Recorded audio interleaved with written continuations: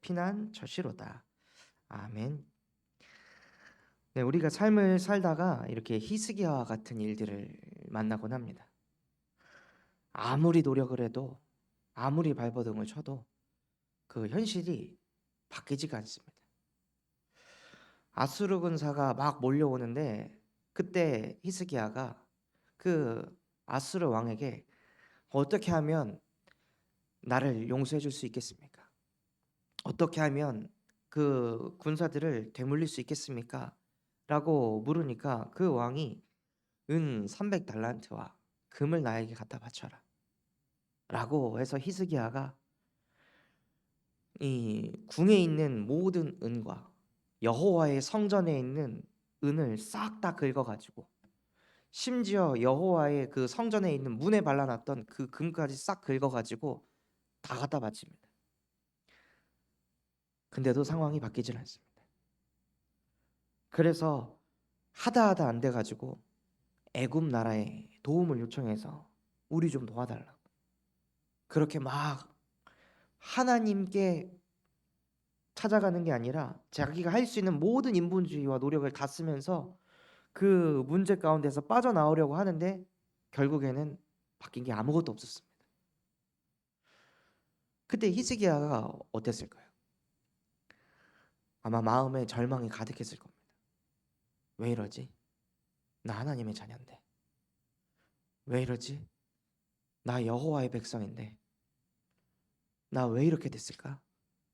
오만 가지 생각이 다 몰려왔을 겁니다. 우리도 신앙생활 하다가 똑같이 히스기야와 같은 일들을 만나곤 합니다. 왜 하나님께서 그런 일들을 허락하셨을까요? 바로 구원의 하나님을 만나기 위해서 하나님께서 그 일들을 이루셨습니다. 인간만 하나님의 형상대로 창조되었기 때문에 인간이 하나님을 만나는 것이 구원 그 자체입니다. 내가 가진 문제가 해결되는 게 구원이 아니라요. 하나님 이 문제 좀 해결해 주세요. 저 이거 아니면 죽어요. 저 이거 아니면 안 돼요. 그 문제가 해결이 되는 게 구원이 아니라 인간은 하나님을 만나는 것이 구원입니다. 하나님께서는 구원을 뭐라고 하셨냐면 하나님과 함께하는 것이 구원이라 말씀하셨습니다. 왜냐하면 인간은 하나님의 형상대로 창조된 영적 존재이기 때문입니다. 그래서 영이신 하나님과 함께하는 그것이 인간 최고의 축복이고 은혜입니다. 그래서 하나님께서는 일부러 히스기야를 그 상황으로 몰고 가셔서 하나님과 함께하게 하시고 만나게 하셨습니다. 그러니 하나님의 형상을 회복하니까요. 창세기 1장 28절의 응답이 오는 겁니다. 정복하고 다스려라. 생육하고 번성해라. 그러니까 오늘 본문에 있는 것처럼 땅이 변하여 산이 흔들려 바다 가운데 빠지든지 바닷물이 솟아나고 뛰놀든지 그것이 넘침으로 산이 흔들릴지라도 우리는 두려워하지 아니하리로다. 아수르 군사 18만 5천이 나를 둘러쌀지라도 나는 두려워하지 아니하리로다.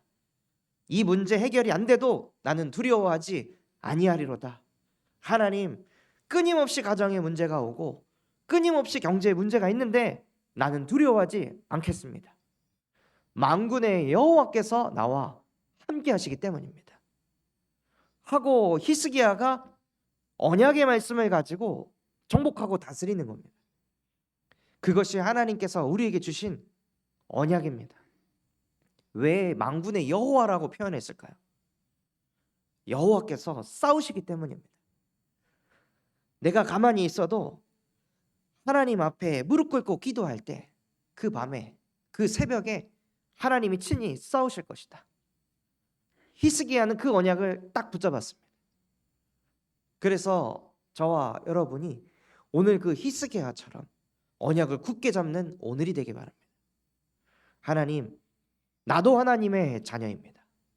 나도 하늘의 백성입니다. 나도 왕의 자녀입니다. 그렇다면 만군의 여호와께서 나와 함께하는 것을 보게 하여 주옵소서. 내가 열심히 인본주의 써가지고 발버둥 쳐갖고 하나님이 하셨다 라고 말하는 게 아니라 진짜 구원의 하나님이 나와 함께 하셔서 나를 구원하시고 나를 인도하시고 내게 역사하는 것을 보게 해주세요. 그것을 하나님께서는 체험하길 원하십니다. 그래야 우리가 하나님이 나와 함께 하셨다라고 후대에게도, 불신자들에게도 전달할 수 있기 때문입니다.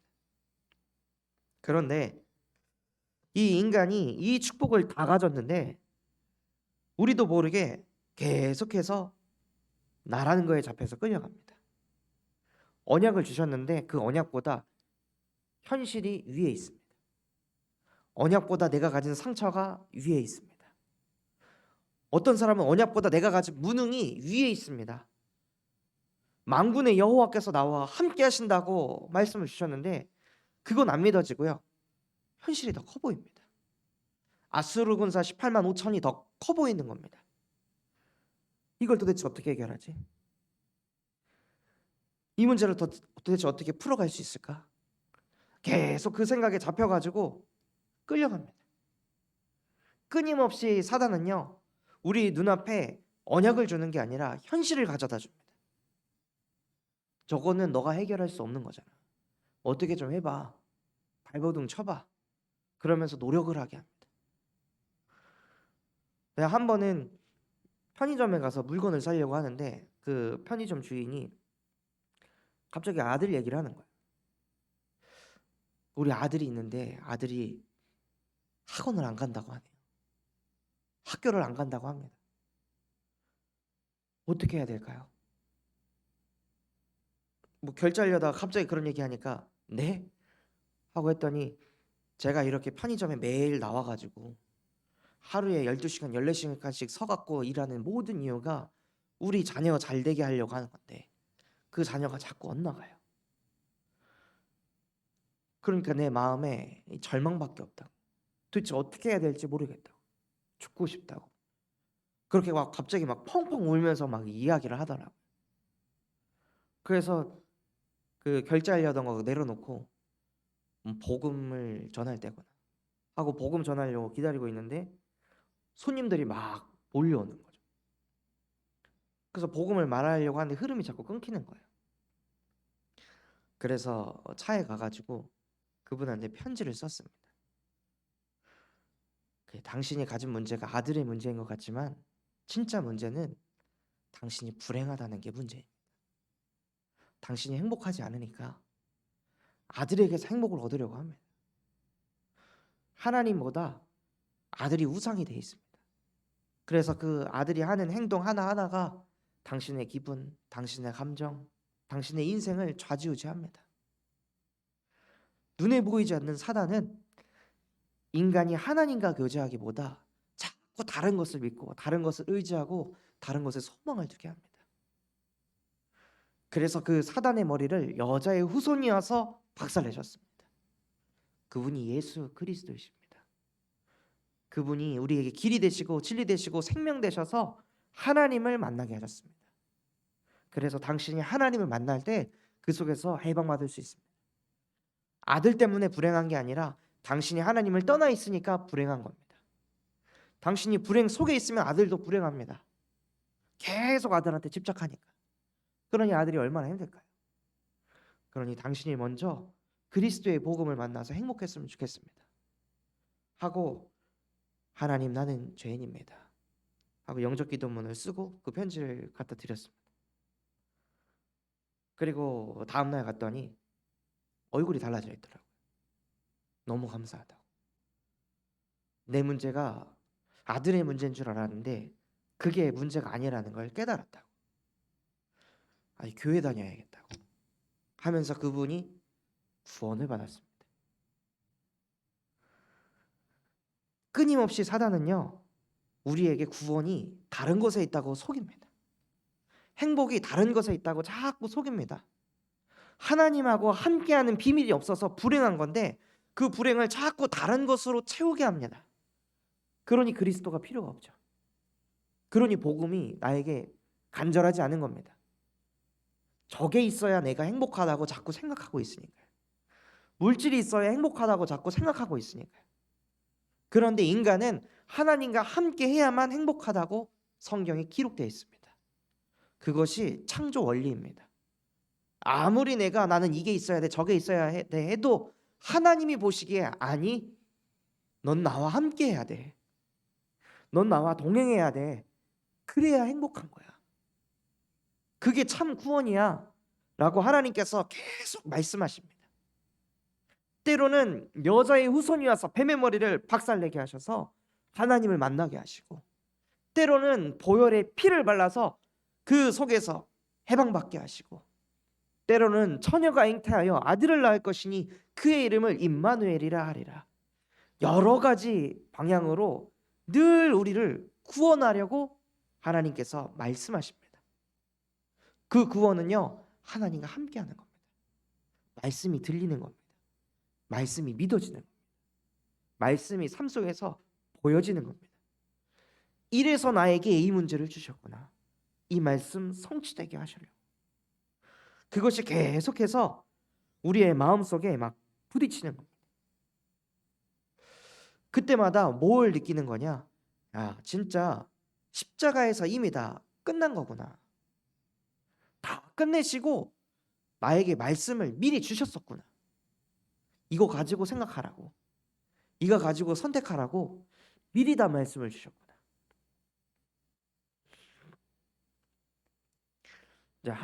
이제 렘넌트가 RSS에서 공부를 하는데 숙제를 안 해가지고 혼났어요. 그러니까 이 아이의 마음에, 아니 왜 나를 혼내? 그럼 못했으면은 그래도 좋게 좋게 얘기를 해야지 하고 얘가 이렇게 생각하니까 이 수업이 안 되는 거예요. 시달리는 거죠. 그런 얘기들을 저한테 이렇게 해주더라고요. 그래서 봐봐라, 너 전도학교 때 이런 말씀 붙잡았다며. 전도사님이 잠자다가 막 공포가 몰려왔을 때 그리스도 이름 선포하고 고백했는데도 공포가 안 사라지고 계속 두렵고 무섭고 그런 마음이 있는데 거기에 잡히는 게 아니라 계속 기도 속으로 들어간 그게 나에게 부딪혔다고. 그러면 그것을 실제 사용하라고 주시는 거다. 그냥 사람들 앞에서 포럼하고 끝내는 게 아니라 너에게 그런 일이 올 거니까 기도를 해도 네 감정이 수스러지지 않고 아무리 기도해도 현실이 바뀌지 않는 그때가 너한테 올 거니까 그 언약을 딱 굳게 붙잡고 흔들리지 마라. 하나님이 미리 너에게 주신 거 아니냐 하니까 걔가 그렇네요 하고 이렇게 깨닫더라고요. 하나님께서는 우리에게 미리 다 주셨습니다. 그래서 예수께서 이르실 때 내가 곧 길이요 진리요 생명이라 말씀하십니다. 예수님이 말씀이십니다. 말씀으로 우리에게 길을 이미 주셨습니다. 그래서 우리는 그 길을 따라가면서 무엇을 누리느냐? 믿음으로 구원받는다는 것을 누리는 것입니다. 열심과 행위로 구원받으려고 하는 것이 아니라 영접하는 자, 곧 그 이름을 믿는 자들에게는 하나님의 자녀가 되는 권세를 주셨으니. 우리는 자꾸 내 모습을 보고 하나님의 자녀냐 아니냐 자꾸 이렇게 생각합니다. 육신의 기준을 가지고. 지금 내가 얼마만큼 기도했고 얼마만큼 예배했고 얼마만큼 전도했고 이걸 가지고 나의 이 영성을 막 분별하려고 합니다. 근데 성경에는요, 그 이름을 믿는 자에게 하나님의 자녀가 되는 권세를 주셨다고 말씀하셨습니다. 우리에게 무엇이 필요하냐? 예수가 그리스도이십니다. 아수르 군사 18만 5천이 내 인생에 둘러싸고 있는데 하나님 예수가 그리스도이십니다. 내가 처한 현실 상황은 그리스도가 아니라 나를 구원하신 그 예수님이 나의 그리스도이십니다. 라고 믿는 자는 하나님의 자녀가 되는 권세를 갖게 됩니다. 그 권세가 무엇이냐? 정복하는 것입니다. 다스리는 것입니다. 번성하고 뻗어가는 것입니다. 이것을 로마서 10장 9절에서 10절에 보면 마음으로 믿고 입으로 시인하면 구원에 이르리라. 우리가 수고하고 노력할 게 없습니다. 그냥 믿으면 끝나는 겁니다. 불신앙도요, 불신앙을 믿으니까 시달리는 겁니다. 염려 보입니까? 걱정이 보입니까? 안 보입니다. 근데 안 보이는 것을 믿으니까 시달리는 겁니다. 그럼 무엇을 믿으면 우리가 살아날 수 있을까요? 하나님께서 우리에게 주신 강단을 딱 붙잡을 때 우리의 영이 살아나는 겁니다. 근데 그 믿음이 언제 오냐? 에베소서 2장 8절에 보면 그 은혜로 인하여 믿음으로 구원에 이르렀느니라. 믿음이 없는 그때 나는 믿음이 없어라고 쓱 지나가는 게 아니라요. 하나님 내게도 은혜 주시옵소서. 말씀을 듣는데 믿어지지가 않습니다. 히스기야는 18만 5천 앞에 섰을 때 하나님이 싸우시면 된다라고 믿었는데 나는 지금 그 상황보다 훨씬 더 좋은 상황인데 왜 나는 불신앙합니까? 왜 나는 염려합니까? 왜 나는 안 된다고 생각합니까? 내게도 은혜 주시옵소서 하고 하나님께 은혜를 구하셔서 믿음을 얻는 것입니다. 그때 무엇이 부딪히냐면 야, 진짜 내가 노력한 게 아니라 이게 하나님의 선물이구나. 하나님께서 나에게 선물을 주셨구나. 하나님 감사합니다. 이 선물을 받지 못한 우리 후대들에게도 은혜 허락하여 주옵소서. 이 선물을 받지 못한 불신자들에게도, 내 직장 동료들에게도, 수많은 종교인들에게도 이 은혜를 주시옵소서 라고 다른 기도가 나오는 겁니다. 얘가 저렇네 이런 내가 아니라 은혜가 필요해. 하나님이 하셔야만 되는구나. 그러니 더 마음이 가난해지는 거죠. 애통해지는 겁니다. 만군의 여호와께서 하시면 된다. 그 속으로 들어가는 겁니다. 그래서 그 안에서 정말로 우리의 가슴에 담겨질 게 무엇이냐? 우리가 아직 죄인 되었을 때, 내가 아직도 문제오고 현실 앞에서 인본주의 쓰는 그때, 불신앙하고 염려 걱정하는 그때에 그리스도께서 십자가에 못 박혀 죽으심으로 우리에 대한 자기의 사랑을 확증하셨느니라. 그 사랑이 우리에게 충만하기를 하나님께서 원하십니다. 내가 아무리 모자라도 그리스도께서는 나를 위해 십자가에 못 박혀 죽으시는구나. 나를 살리시려고, 나를 구원하시려고. 왜냐? 나를 사랑하셔서. 우리는 우리 마음에 들고 우리 말을 잘 듣고 내 마음을 잘 알아주고 내 감정, 내 기분을 잘 공감해주는 사람을 사랑하려 합니다. 그런 사람은 쉽게 사랑이 되죠. 근데 하나님은요, 자기 말 하나도 안 듣고 늘 지멋대로 살고 늘 자기 마음대로 하다가 방황하고 무너지는 그 영혼을 사랑한다고 말씀하십니다. 왜냐하면 그렇게 헤매고 방황하는 문제가 네 문제 아니야. 네가 잘못한 게 아니야. 진짜 문제는 근본의 문제야. 그 문제는 나만 해결할 수 있어. 그 원죄는 나만 씻을 수 있어. 그러니 내가 너를 위해 십자가에 못 박혀 죽겠다. 그것이 구원입니다. 그래서 그 구원의 하나님이 나와 함께 하시기에 그 구원이 오늘도 현장에서 뻗어나가는 은혜가 있기 바랍니다. 우리에게 주신 그 구원은 그래서 완전한 구원이요. 또 한 번 하나님의 자녀는 영원히 하나님의 자녀입니다. 그리고 이 구원은 믿음으로만 구원받기 때문에 유일한 구원입니다. 그래서 이 구원을 가리켜 절대적인 구원이라 말씀하셨습니다. 그 구원을 다 가진 우리는 하나님의 자녀입니다. 그래서 오늘도 어떤 현장 속에 있든지 만군의 여호와께서 나와 함께 하십니다. 나는 하나님의 자녀입니다. 라고 고백하시며 승리하시는 오늘 하루가 되시기를 예수 그리스도 이름으로 기도하도록 하겠습니다. 주신 말씀 붙잡고 우리 합심해서 기도하도록 하겠습니다. 하나님, 정말로 오늘 나의 인생 속에 히스기야가 체험한 구원의 하나님이 나의 하나님이 되게 하여 주시옵소서. 그래서 그 구원의 감사와 감격이 내 영혼에 차고 넘치게 하여 주시옵시고 이 복음이 오늘 내 현장에서 뻗어나가게 하여 주시옵소서. 또한 류광수 목사님과 담임 목사님에게 성령이 충만함과 오력을 더하여 주시옵시고 가시는 곳곳마다 흑암 권세 무너지게 하여 주시옵소서. 또한 우리 참소망교회가 본부와의 교회의 응답을 누리게 하시고 차세대 전도운동과 미디어 선교를 시작할 수 있도록 은혜 허락하여 주옵소서. 그런 마음과 중심을 담고 우리 합심해서 기도하도록 하겠습니다.